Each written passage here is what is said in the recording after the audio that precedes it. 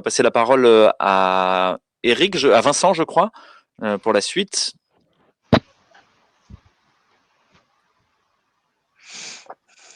Alors Eric, Alors apparemment. Eric, peut-être. Si c'est Eric, c'est très bien. Merci Eric. Bon, rebonsoir Louis, bonsoir à tous.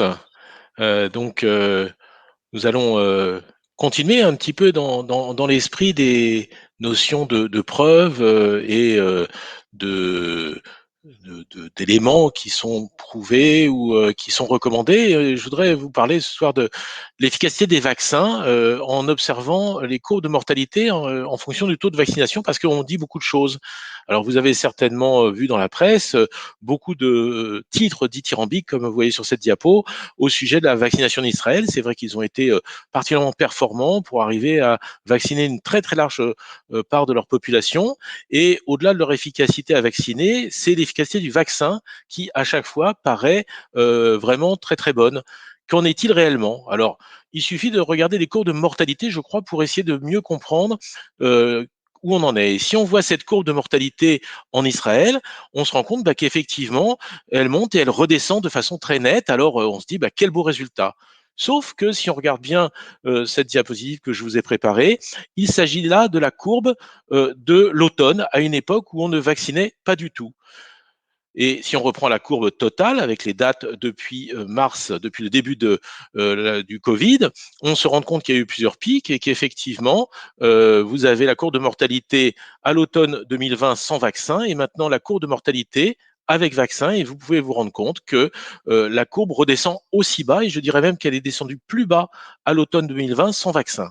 Alors, finalement, aujourd'hui, tout ce qu'on dit sur la vaccination en Israël est-elle liée, et cette belle courbe où on voit une très nette diminution de la mortalité depuis un mois en Israël, est-elle liée à l'évolution naturelle du virus, comme on l'a pu le voir à l'automne, ou au vaccin?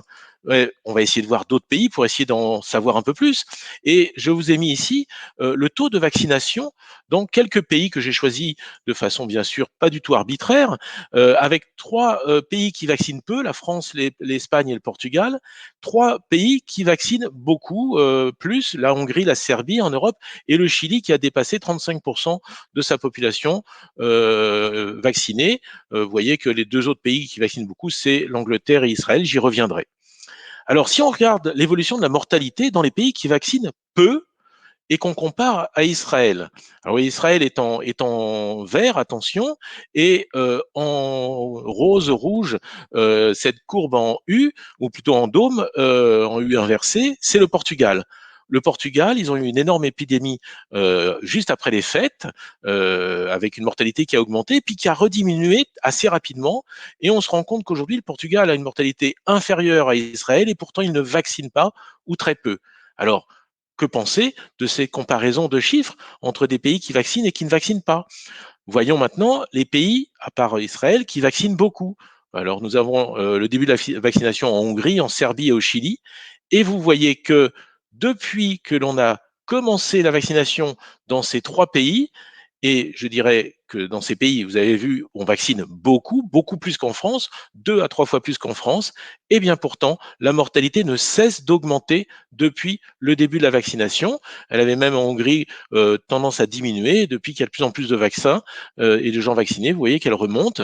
Et ça, c'est évidemment quand même interpellant de se dire que des pays qui vaccinent beaucoup ont une mortalité qui ne cesse d'augmenter.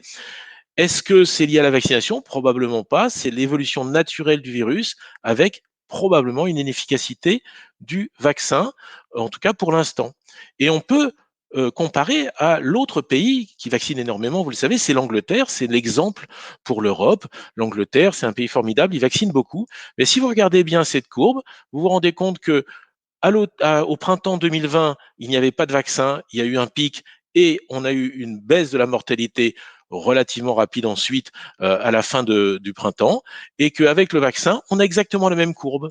Et si vous regardez bien, la courbe de mortalité a baissé tout autant et s'est pratiquement annulée pendant l'été. C'est l'évolution naturelle du virus. Donc, l'évolution actuelle de la courbe de mortalité en Angleterre est-elle liée au vaccin ou est-elle liée à l'évolution naturelle, physiologique du virus? On peut se poser la question, mais en tout cas, une chose est sûre, personne à ce stade ne peut conclure à l'efficacité des vaccins en se référant aux chiffres de mortalité. Donc je crois qu'il faut être très prudent. Nous ne savons pas ce que ça pourra donner à moyen terme.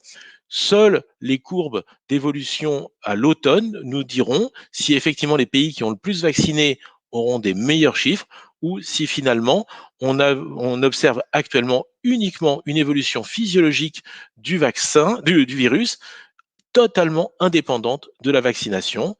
Alors je vous donne rendez-vous pour une prochaine capsule vidéo quand nous aurons des chiffres un peu plus complets. Merci bien. Merci beaucoup Eric, c'est extrêmement important cette question-là, puisque finalement le vaccin a été présenté comme la sortie de crise par toutes les autorités sanitaires de tous les pays du monde quasiment, et on se rend compte que non, c'est pas si clair que ça. Et finalement, ça a déjà été souligné par les vétérinaires qui de manière assez unanime ont dit nous on connaît par cœur les infections à coronaviridés dans les cheptals, on a essayé de vacciner, ça marche pas. Ça marche pas parce que le virus mute trop, varie trop. Et donc, il y a quand même de grandes chances que ce soit le cas aussi pour l'humain. Je crois que la moindre des prudences, c'est de ne pas mettre tous ses œufs dans le même panier, de ne pas mettre son budget uniquement sur de la vaccination, mais aussi de parler des traitements, de parler C'est-à-dire des mesures qui peuvent être prises. qu'aujourd'hui, comme tu le dis, Louis, je pense qu'il faut être très prudent sur ce qu'on dit sur l'efficacité de la vaccination. Et je pense que les journalistes manquent de prudence à ce sujet. Personne ne peut dire aujourd'hui si le vaccin joue un rôle sur l'évolution de la maladie dans ces différents pays. On a vu que des pays qui vaccinent, la mortalité augmente, des pays qui vaccinent pas, la mortalité diminue. Donc on peut pas trop savoir, on en saura plus tard, sauf que plus tard, il y aura aussi l'évolution des variants avec peut-être une inefficacité des vaccins, ce qui nous ramène à ce que l'on dit depuis toujours au Conseil scientifique indépendant, c'est que peut-être qu'on a oublié simplement de soigner nos patients et que ça serait peut-être intéressant de pouvoir comparer des populations soignées à des populations vaccinées. Et là, on aurait peut-être des chiffres tout à fait parlants. On espère Ouais. qu'on les aura un jour. Soigner, vacciner et puis prévenir, faire de la prévention, Bien sûr. c'est extrêmement important, effectivement. Et puis je rappelle juste au public que finalement faire la promotion d'un traitement insuffisamment éprouvé, ça s'appelle de la charlatanerie. Et donc faire la promotion d'un vaccin qui serait insuffisamment éprouvé, voilà, ça s'appelle de la charlatanerie dans le langage du Conseil de l'ordre. Et je crois que c'est même quelque chose qui est passible de certaines peines.